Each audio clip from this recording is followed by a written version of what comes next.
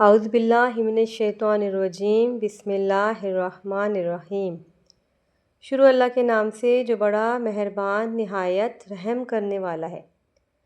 سورہ بقرہ کی آیت نمبر 71 سے آیت نمبر 75 میں اللہ تعالیٰ فرماتے ہیں، موسیٰ نے کہا کہ اللہ فرماتا ہے کہ وہ بیل کام میں لگا ہوا نہ ہو، نہ تو زمین پر ہل چلاتا ہو اور نہ کھیتی کو پانی دیتا ہو، اس میں کسی طرح کا داغ نہ ہو۔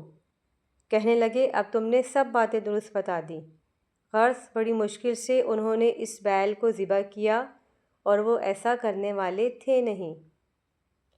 اور جب تم نے ایک شخص کو قتل کیا تو اس میں باہم جھگڑنے لگے، لیکن جو بات تم چھپا رہے تھے اللہ اس کو ظاہر کرنے والا تھا۔ تو ہم نے کہا اس بیل کا کوئی سا ٹکڑا مقتول کو مارو، اس طرح اللہ مردوں کو زندہ کرتا ہے اور تم کو اپنی قدرت کی نشانیاں دکھاتا ہے تاکہ تم سمجھو۔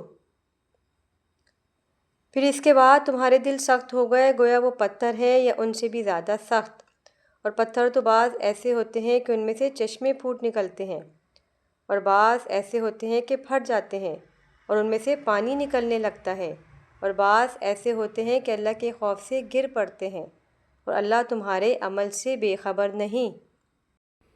مومنوں، کیا تم امید رکھتے ہو کہ یہ تمہارے دین کے قائل ہو جائیں گے، جبکہ ان میں سے کچھ لوگ کلام اللہ یعنی تورات کو سنتے، پھر اس کو سمجھ لینے کے بعد اس کو جان بوجھ کر بدل دیتے رہے ہیں۔